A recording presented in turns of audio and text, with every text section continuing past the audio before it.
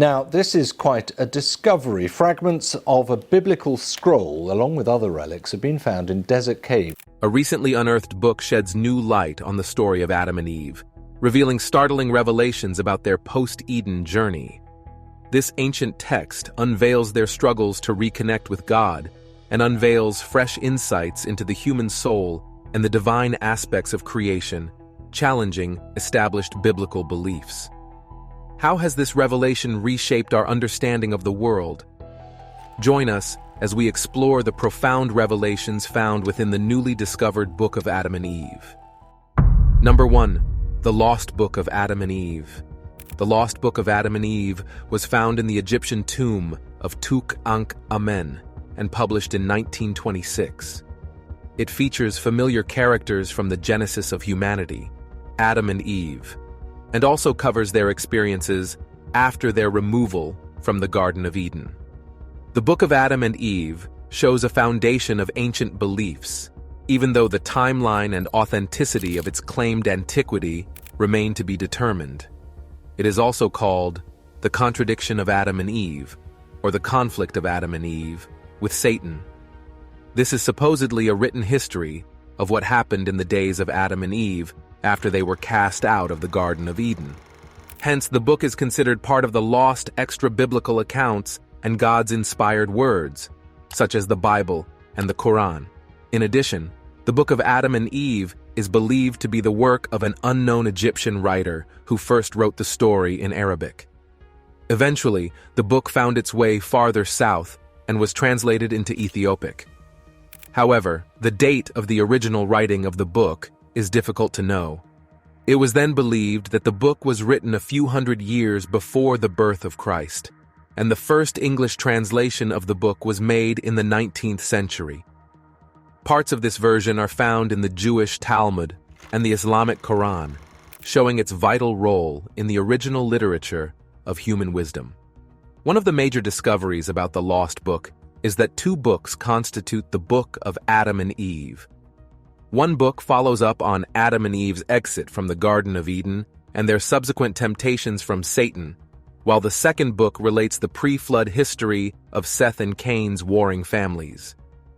According to the Book of Adam, Cain and Abel had twin sisters. Cain fell in love with his twin, Luluwa, but his parents wanted him to marry Abel's twin, Aklia, and that is why Cain murdered his brother. It also has an account of how the earth trembled when the blood of Abel touched it, and how Cain was unable to bury Abel because the grave kept spitting out the body, which is why Adam and Eve had to keep the body of Abel in their cave for 7 years. The Book of Adam and Eve also contradicts the Bible, claiming that both Cain and Abel brought sacrifices of blood and grain. According to Genesis 4:3-4, only Cain brought a bloodless offering of some of the soil's fruits, while Abel brought the fat portions from some of his flock's firstborns. Consequently, it is notable that the Lost Book of Adam and Eve gives a full account of their lives and how it all started in a cave after they were thrown out of the Garden of Eden. Number 2. The Mysterious Cave of Treasures. When Adam and Eve left the Garden of Eden, which is also regarded as paradise, the door was shut, and God placed a cherub bearing a two-edged sword to guard it. The cherub was armed with a spear and sword, each made of fire. Adam and Eve went over the mountains and found a cave at the top of the mountain, where they entered and hid themselves. Of course, they no longer had fruit, wine, bread, or flesh to live on. They subsisted on cooked grain, vegetables, and the herbs of the earth, which they ate sparingly. At first, Adam did not want to enter the cave under the overhanging rock, but bowed to God's orders and said he would again be a transgressor unless he did enter the cave. However, Adam mourns the changed conditions as they enter the cave of treasures. He mourned because of his altered flesh, even as the cave seemed to be their prison, a place of punishment. He compared the cave with the garden, its narrowness compared with the space of the big and beautiful garden. The rock by the side of the groves.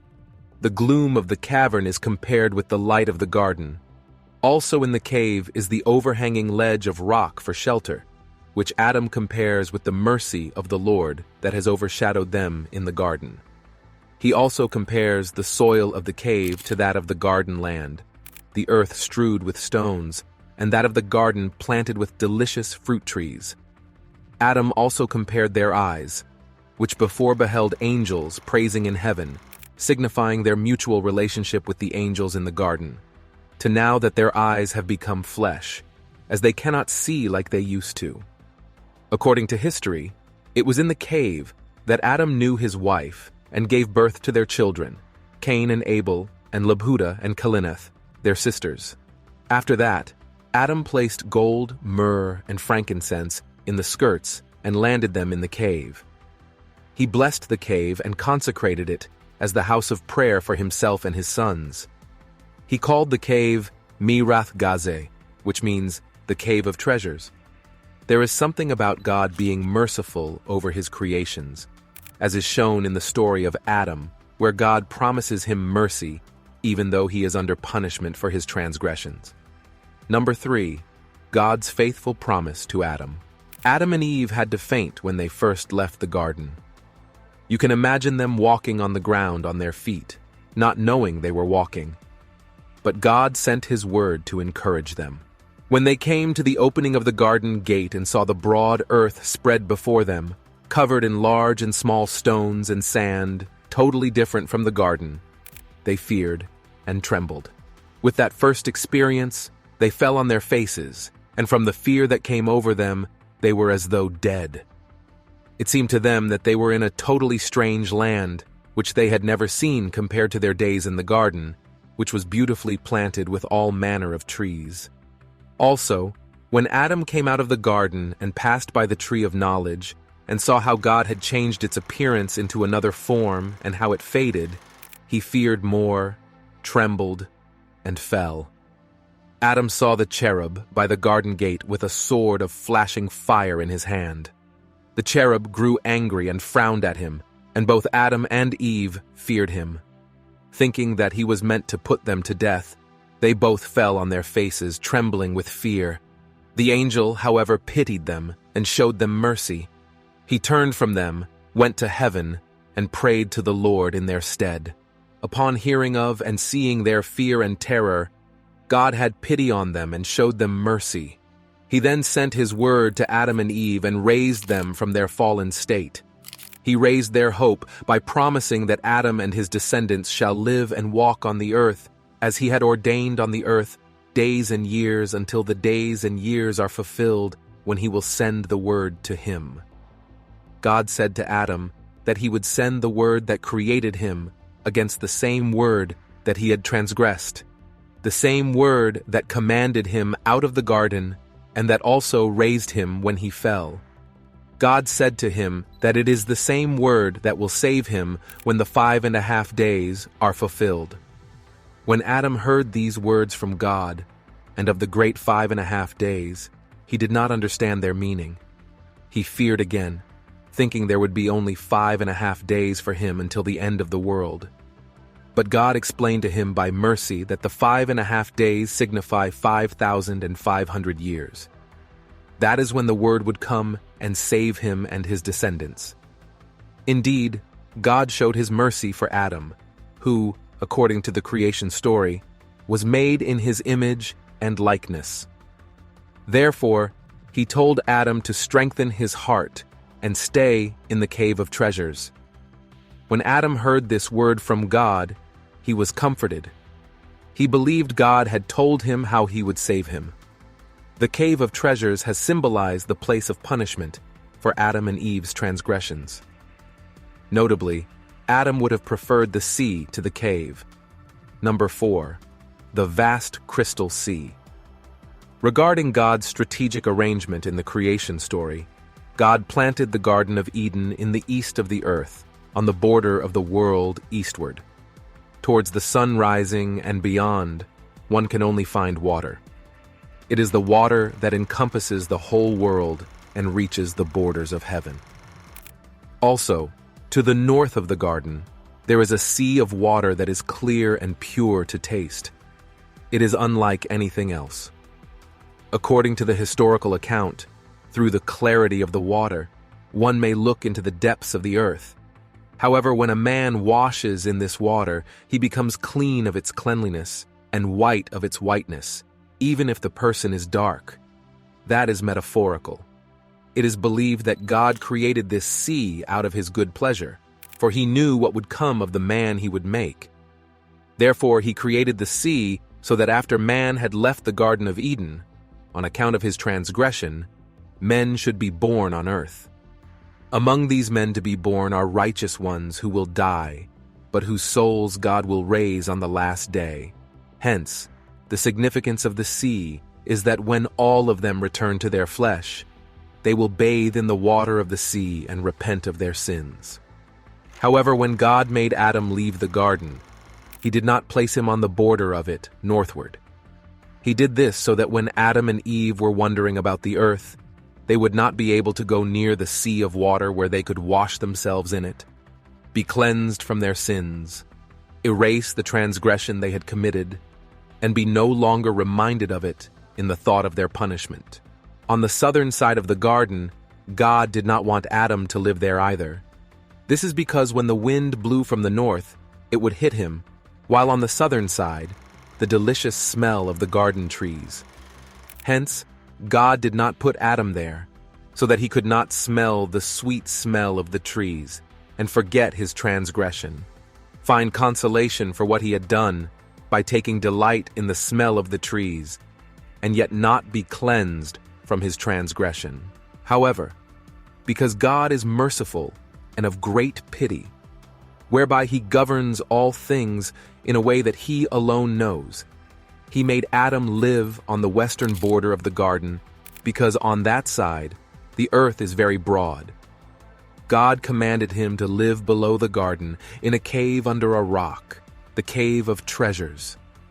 He did this so that Adam could realize what he had done and suffer the punishment for his transgressions, whereby he would later send the word to save him. God has indeed promised them comfort, but it is noteworthy that it is time-stamped. Therefore, even though God was merciful to them, they see, but not as deeply as in the garden, that their good beginnings has been taken away. Let's look at the outcome of this effect. Number 5. The profound transformation in humanity. Bright nature is understood as human beings' purest, highest, and most divine aspect. It can sometimes be called the true self or the higher self. Also, it can be called the soul. It's considered to be eternal and is beyond human physical bodies, as it separates from the worldly attachments and desires that we can experience in our lives. In other words, the bright nature of the story of Adam and Eve reveals the part of the human body that is eternal, divine, and always connected to God. It's our true nature that goes beyond the illusions of the world. It is spiritual and can be connected to practices like meditation, prayer, and inner child work in today's world. Unfortunately, the bright nature of man is taken away from Adam because of his transgression with his wife. This bright nature allowed them to see things far away when they were in the garden. They saw the angels praising God in heaven whenever their hearts were lifted. They also have mutual communion with God based on their bright nature. Upon realizing this loss of brightness, Adam cried to God. He realized that they couldn't see like they used to, and all creation became hidden from them too. They entered the cave with rock over them, which signifies the blockage of seeing the heavens. God then made Adam realize that they had a bright nature within them when they were still subject to him, which is why they could see things far away. But after their transgression, their bright nature was withdrawn from them. Hence, it was not left to them to see things far away, but only near at hand, after the ability of the flesh. When they heard these words, Adam and Eve went their way, praising and worshiping God with a sorrowful heart, and from there, God ceased to commune with them. But upon strengthening their hearts in God, with the hope that the Lord was to them like a father and a mother, they cried and sought mercy from him again over the appeasement of the beasts. What a twist of fate for Adam. He now fears the beasts he named in the Garden of Eden and seeks God's mercy to be saved from them. Number 6. The devastating fall of Adam. Adam remembered how, when God's grace was still upon him, all beasts came to him in the Garden of Eden, and he named them according to God's will. But the beasts that were subjected to him have now been cursed to devour him and his generation. He realized that upon his transgression of God's commandment, all beasts would rise against him and devour him and Eve. Their lives would be cut off from the face of the earth. He then cried to God and begged him that since they'd been thrown out of the Garden of Eden and found themselves in the strange land, God should not let the beasts hurt them. As God heard the words of Adam again, he pitied him and felt that he had truly said that the beasts of the field would rise and devour him and Eve. God cursed them because he was angry with the two of them on account of their transgressions. But then, God was merciful in reminding Adam of his promise. He told Adam that he had made his covenant with him and would not turn from it, but he would not let him return to the garden until the covenant of the great 5.5 days was fulfilled. Then, God commanded the beasts, birds, and all that moves on the earth to come to Adam and be familiar with him, and not to trouble him and Eve, nor any of the good and righteous among their offspring. In obeisance, all the beasts paid homage to Adam, according to God's commandment, except the serpent, against which God was angry. The serpent did not come to Adam with the beasts. This story relates to our world today. Man has both domestic and wild relationships with the animal world, but by God's promises, man still has super control over the animals, especially the wild animals. We see this in how wild animals are kept and cared for in zoological gardens worldwide. After all these mercies and compassions in heeding their cries, Adam and Eve later committed suicide, as we shall see in the next section. Number 7. Adam's tragic decision. One day, when Adam and Eve came out of the cave of treasures, they went near the garden gate.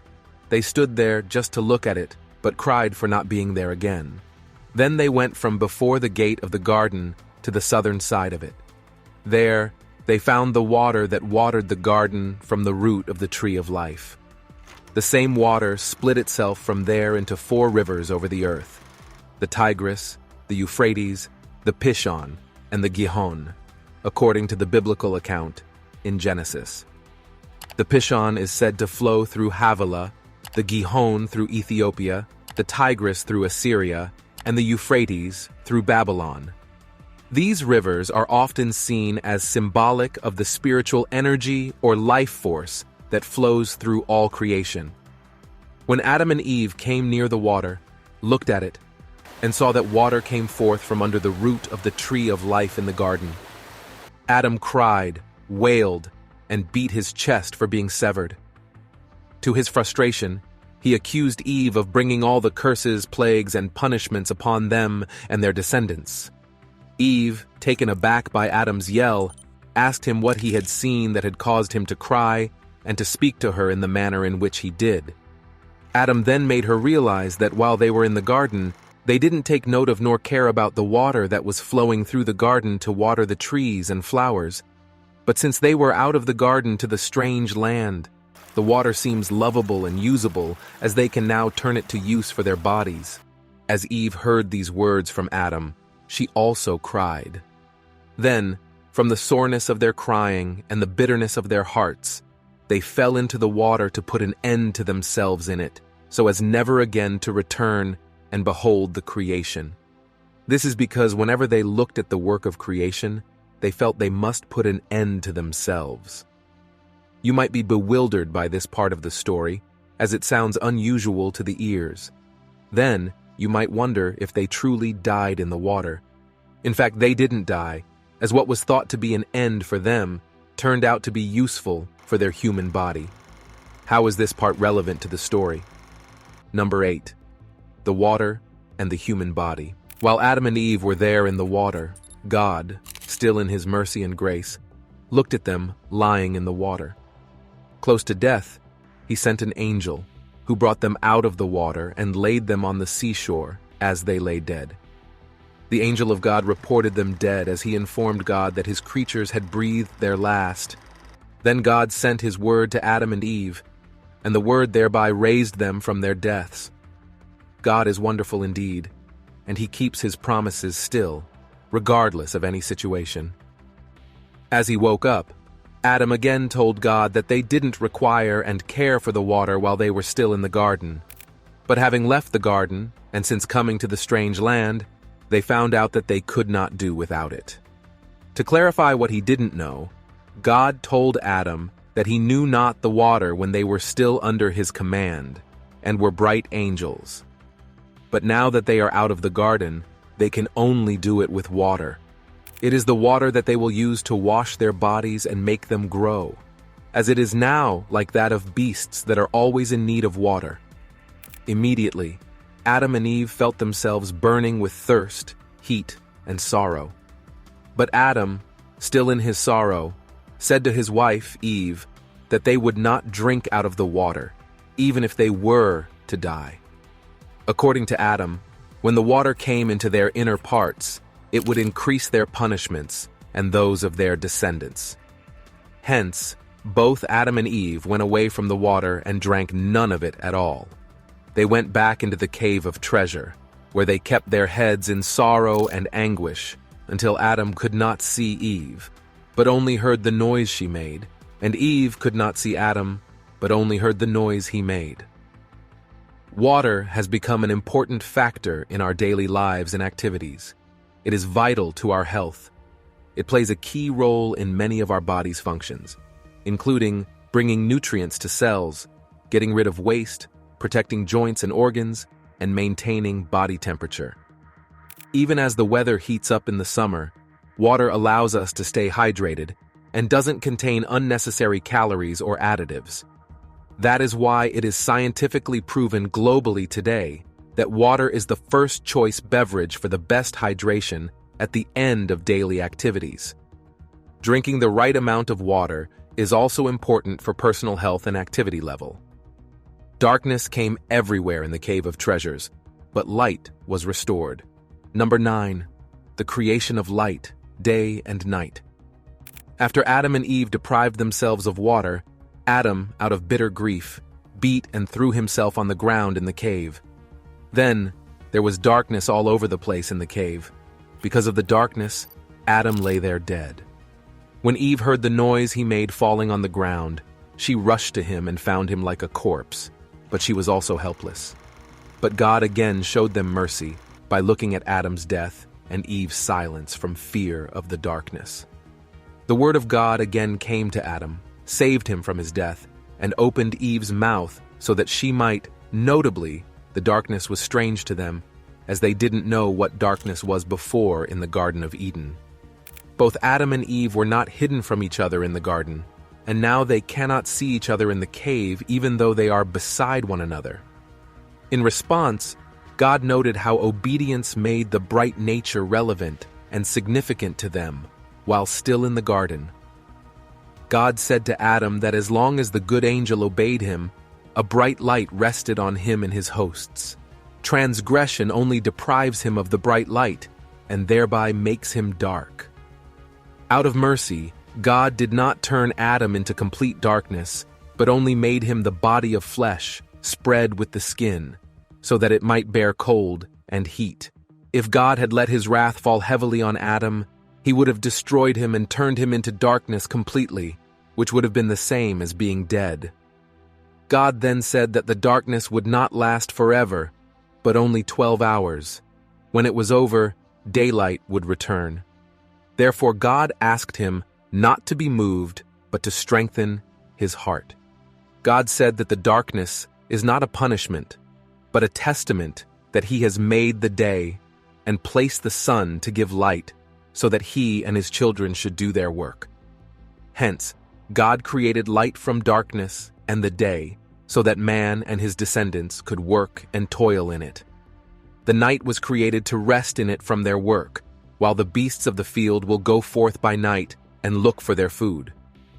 This covenant of God to Adam remains everlasting today, as there are 12 hours of daylight and 12 hours of night in darkness. Therefore, as God said to Adam, daylight will surely appear for every little darkness that now remains. Thank you for watching. Kindly share your thoughts and views with us in the comment section. Like and subscribe to our YouTube channel for more videos.